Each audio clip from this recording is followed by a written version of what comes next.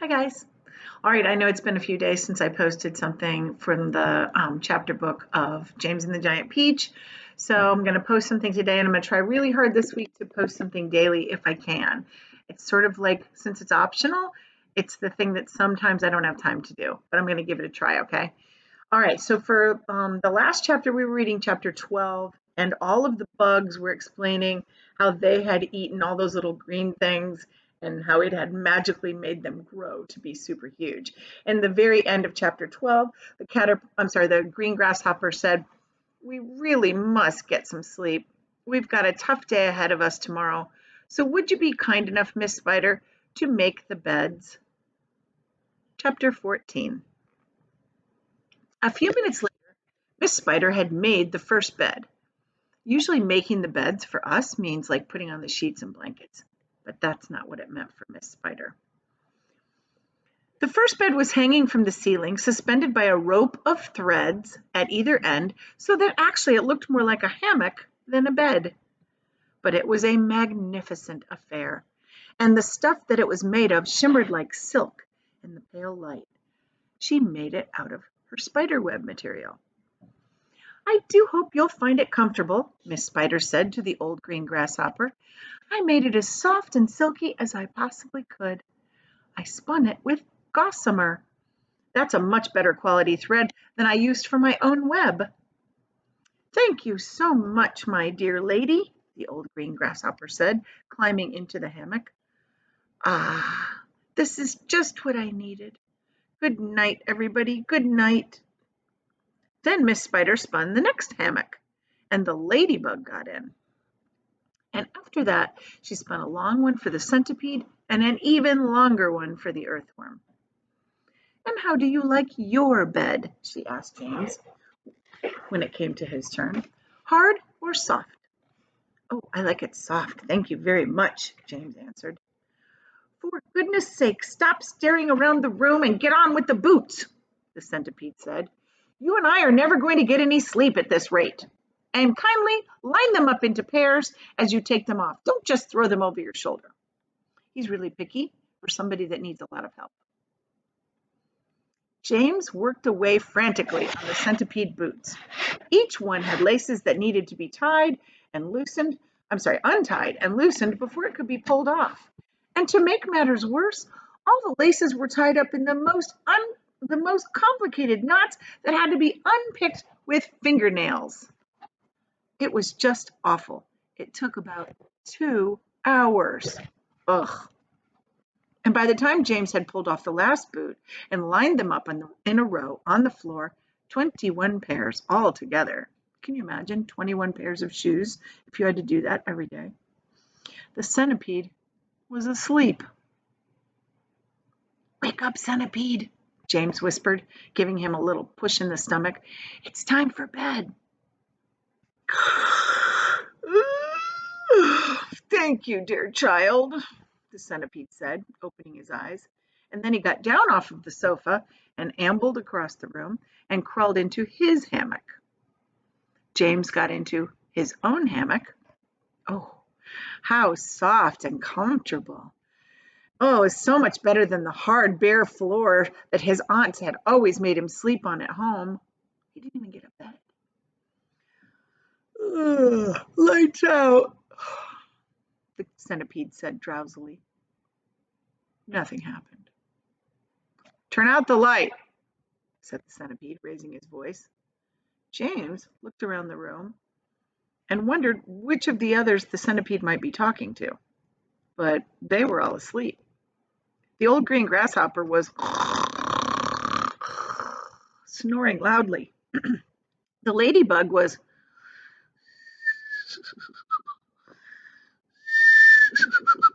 making whistling sounds while she was sleeping, and the earthworm was coiled up like a spring at one end of the hammock, wheezing and blowing through his open mouth.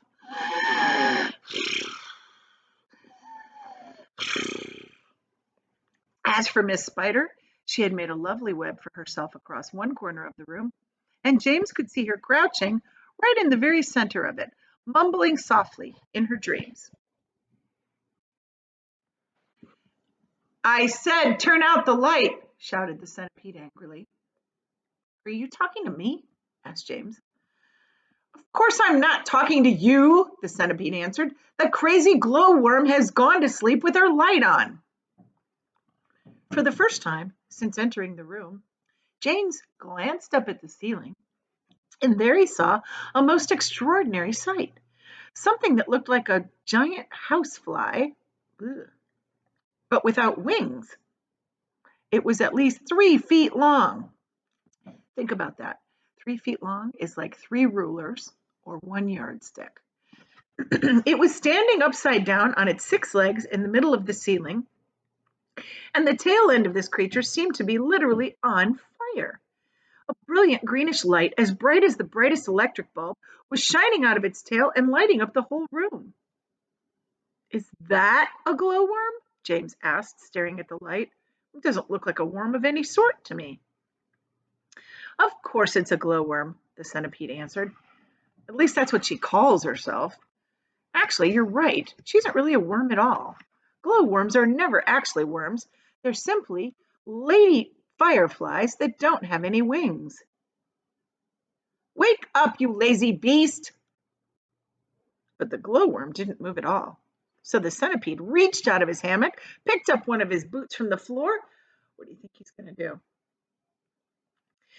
Put out that wretched light, he shouted, and hurled a boot from his hand up into the ceiling.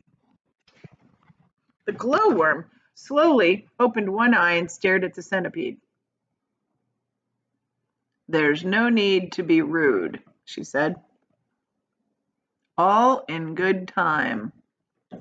Come on, come on, come on, shouted the centipede, or I'll put it out for you. Oh, hello, James, the glowworm said, looking down and giving James a little wave and a little smile. I didn't see you come in. Welcome, my dear boy, welcome, and good night. And then click, out went the light. All right, I'm going to show you a picture. You'll be able to see at the top is the glowworm, and at the bottom is James. All right, so there's the glowworm. See how our light is on? It's like they said, it's a lightning bug or a firefly with no wings. And there is James in his hammock made out of spiderweb. James Henry Trotter lay there in the darkness with his eyes wide open, listening to the strange sleeping sounds that the creatures were making all around him, and wondering what on earth was going to happen to him in the morning. Here he is, stuck in the middle of a peach with all of these huge creatures. Super weird. Already he was beginning to like his new friends very much. They were not nearly as terrible as they looked. In fact, they weren't really terrible at all. They seemed extremely kind and helpful, in spite of the shouting and arguing that went on between them. Good night, old green grasshopper, he whispered. Good night, ladybug. Good night, Miss Spider. But before he could get through them all, he had fallen asleep. Chapter 14. We're off, someone was shouting. We're off at last. James woke up with a jump and looked all around him. The creatures were all out of their hammocks and moving excitedly around the room. Suddenly the floor gave a great heave as though an earthquake were taking place. Here we go, shouted the old green grasshopper, hopping up and down with excitement. Hold on tight. What is happening? Cried James, leaping out of his hammock. What is going on? The ladybug, who was obviously a kind and gentle creature, came over and stood beside him. In case you don't know, she said, we're about to depart forever from the top of this ghastly hill that we've been living on for so long. We are about to roll away inside this great big beautiful peach to a land of to a land of what? Asked James. Never you mind, said the ladybug, but nothing could be worse than this desolate hilltop and those two repulsive aunts of yours. Hear, hear, they all shouted. Hear, hear. That means they're agreeing. We'll be like, yeah, exactly. They're just agreeing. You may not have noticed it, the ladybug went on, but the whole garden, even before it reaches the steep edge of the hill, happens to be on a steep slope. and therefore the only thing that has been stopping this peach from rolling right away from the beginning is the thick stem attaching to the tree. Break the stem, and boom, off we go. Watch it, cried Miss Spider as the room gave another violent lurch. Here we go. Not quite, not quite. At this moment, continued the ladybug, our centipede, who has a pair of jaws as sharp as razors, is up there on top of the peach, nibbling away at that very stem. In fact, he must be nearly through it, as you can tell from the way we're lurching about. Would you like me to take you under my wing so you won't fall over when the peach starts rolling? That's very kind of you, said James, but I think I'll be all right. Just then, the centipede stuck his grinning face through a hole in the ceiling and shouted, I've done it! We're off! We're off! The others cried, We're off! The journey begins, shouted the centipede. And who knows where it will end, muttered the earthworm. If you have anything to do with it, it can only mean trouble. I don't think the earthworm and the centipede like each other very much. Nonsense, said the ladybug. We are now about to visit the most marvelous places and see the most wonderful things. Isn't that so, centipede? She cried. There is no knowing what we shall see, cried the centipede. We may see a creature with 49 heads who lives in the desolate snow. And whenever he catches a cold, which he dreads, he has 49 noses to blow. If you didn't notice, he's doing a poem. We may see the venomous pink-spotted scrunch who can chew up a man in one bite.